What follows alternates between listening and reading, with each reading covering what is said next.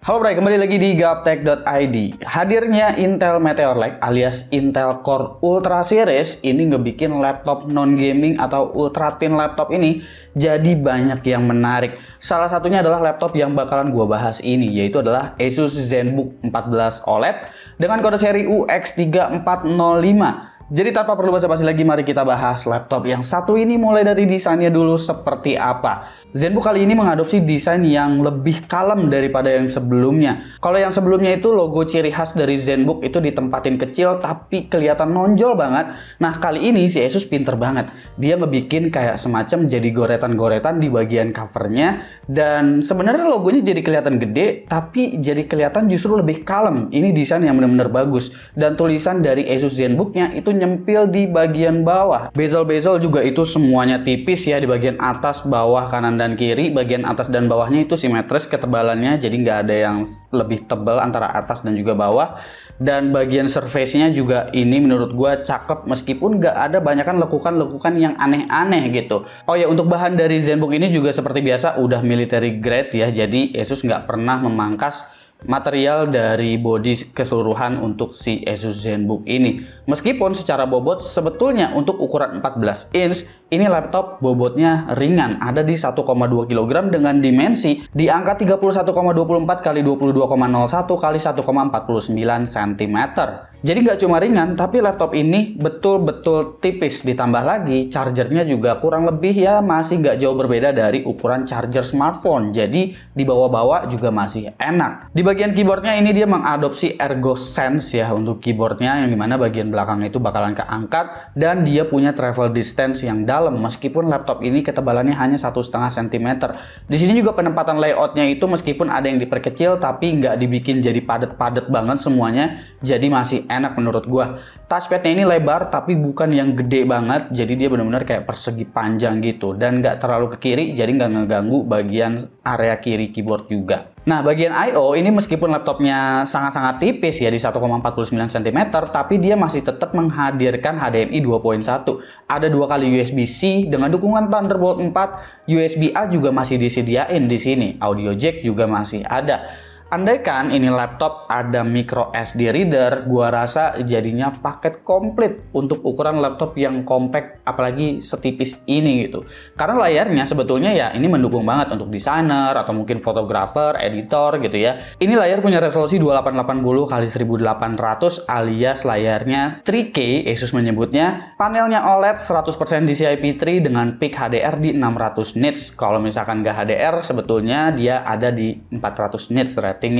Dan nggak lupa juga refresh rate-nya 120 Hz. Untuk webcam ini resolusinya Full HD, dilengkapi juga dengan privacy shutter kali ini. Webcam udah mendukung Microsoft Studio Effect karena laptop ini udah memiliki NPU yang berfungsi untuk ngerjain hal seperti ini menggunakan AI. Jadi udah bisa langsung buat bikin background blur, eye contact, atau kamera tracking. Nah, bagaimana dengan spesifikasinya? Versi yang gua review kali ini itu menggunakan CPU Intel Core Ultra 5 125H dengan iGPU Intel Arc Graphics, RAM-nya 16GB LPDDR5, 1TB NVMe PCIe Gen 4 SSD, Wi-Fi 6E dengan Bluetooth 5.3, Full HD webcam yang tadi gua bahas, include dengan Windows 11 plus Office Home Student. Yang menarik dari sebuah Intel Meteor Lake itu ya memang adalah Intel Arc Graphics-nya. Selain NPU, Intel Arc di sini punya arsitektur yang serupa dengan Intel Arc pada discrete GPU yang ada di desktop, sehingga secara kemampuan, bahkan kemampuan gaming, itu bisa diandalkan. Nggak lupa juga dengan encoder Intel Arc yang sangat lengkap hingga AV1 encoder. Laptop ini juga udah tersertifikasi oleh Intel Evo Edition, karena selain ukuran laptop yang super tipis, laptop ini udah memenuhi tes baterai internal dan bisa bertahan hingga 15 jam. Meski dalam pengujian gue sendiri, laptop ini bertahannya sekitar 10-11 jam. Tapi ya itu masih tetap masuk dalam standar Intel Evo ya. Opsi upgrade karena ini laptop yang sangat-sangat tipis, jadi jangan harap ada slot SODIMM di sini. Memorinya LPDDR5 yang berarti tersolder, nggak ada slot SODIMM sama sekali. Hanya bisa upgrade SSD aja dan kalian cuma bisa ganti SSD-nya karena slotnya cuma ada satu. Utility seperti biasa ada My Asus untuk laptop non-gaming ya. Di sini tersedia battery care mode, ada banyak pilihannya. Fan atau profile power juga ada 3, performance, standar, dan whisper. Bahkan VRAM untuk iGPU juga bisa diatur hingga 8GB dan bisa disetting langsung lewat sini bukan lewat BIOS. Pengaturan layar OLED juga tersedia, sistem diagnosis, dan juga sistem update. Pengujian seperti biasanya gue bakalan pakai mode yang paling kencangnya, yaitu adalah mode performance untuk ngecek potensi performance dan juga potensi cooling dari laptop ini seperti apa. Oke, untuk pengujian seperti biasa kita bakalan ngeliat CPU temperatur dan juga CPU package powernya terlebih dahulu. Nah, kalau kalian lihat di sini, CPU temperaturnya itu dia sempat menyentuh ke angka TJ Max di 100 derajat Celcius. Di situ nyentuhnya di 105, itu gue yakin banget sensornya agak-agak salah ya maksimumnya. Karena sebenarnya nggak bisa lewat dari 100 derajat Celcius. Tapi yang pasti CPU package power ini dia sempat ngasih turbo boost di sekitar 60 watt. Lalu selanjutnya dia bakalan sustain di sekitar 28 sampai dengan 30 watt. Dan temperaturnya itu jadinya bakalan adem. Cuma jalan di sekitar 75an aja dan spikingnya pun hanya di 80 derajat Celcius. Jadi CPU temperaturnya benar-benar dijaga dengan aman di Asus ZenBook 14 OLED yang satu ini. Nah, kalau kalian main game, CPU temperatur juga masih aman kok di sini. Dia nggak pernah spiking sampai ke TJ Max di 100 derajat Celcius. Paling tinggi itu di 81, tapi kalau ditarik garis lurus itu dia ada di sekitar 76 sampai dengan 77. Dan CPU package powernya di sini berjalan sekitar 28 sampai dengan 40 watt ya. Mengenai performance CPU-nya sendiri, untuk kemampuan multicore-nya di sini saat gua tes itu dapat di angka sekitar 9.000-an, di sekitar 9.600 dengan single core yang sebetulnya single core-nya nggak segitu kencengnya, ada di sekitar 1.600-an.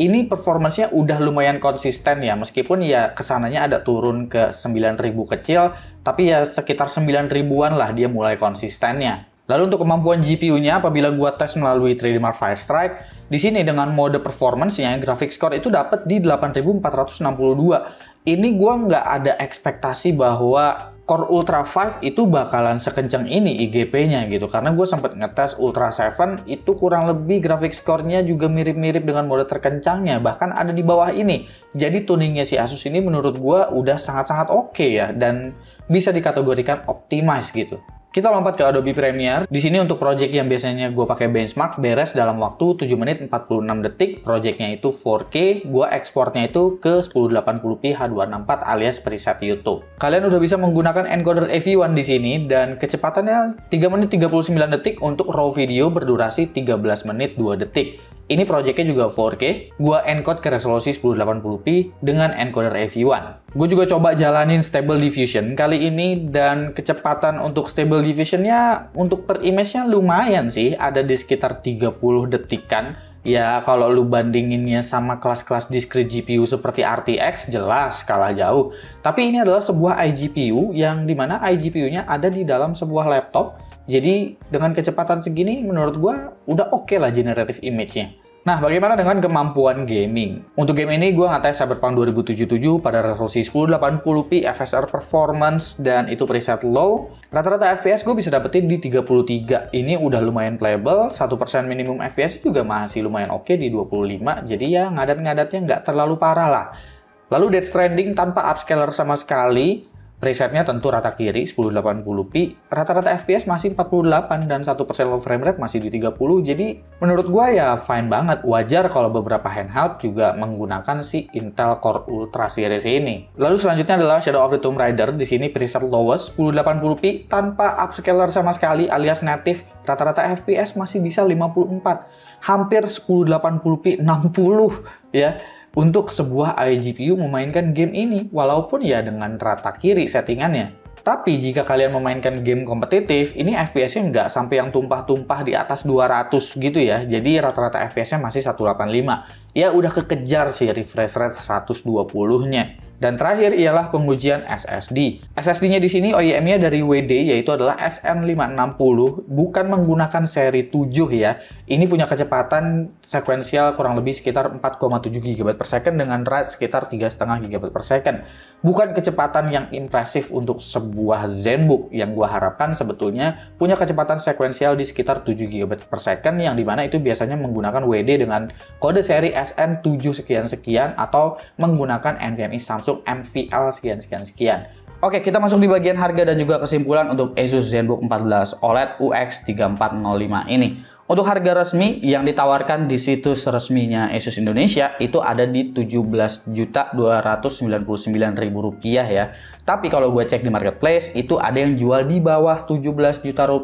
Jadi kalau kalian keliling ke marketplace, pastiin aja itu bergaransi resmi dari Asus Indonesia selama 2 tahun dan kalian bakalan dapetin juga Asus VIP Perfect Warranty. Dan buat gue pribadi ini adalah sebuah laptop yang menarik ya. Kali ini Asus nggak banyak melakukan nerf, meskipun ya di bagian SSD dia tetap nggak menggunakan SSD yang kelasnya paling atas sekali untuk ZenBook yang satu ini.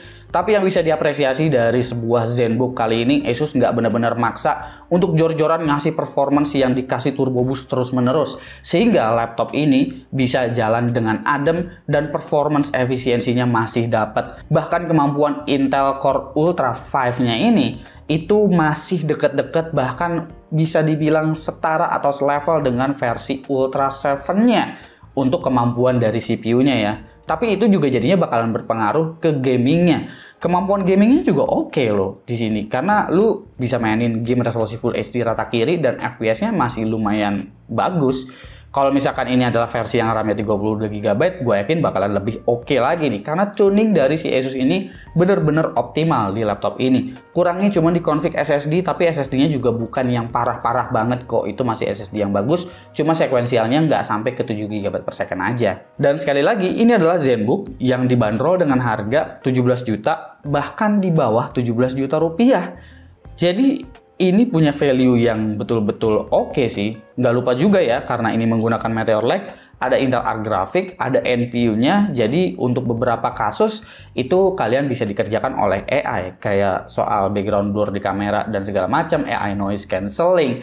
Abis itu kalian mau nge-split audio di Audacity, itu bisa dijalanin. Stable Diffusion pun bahkan bisa dijalanin dengan kecepatan yang menurut gue masih decent lah. Komen di bawah menurut kalian gimana laptop yang satu ini. Jangan lupa subscribe, gue Subki, dan seperti biasa sampai jumpa di lain kesempatan.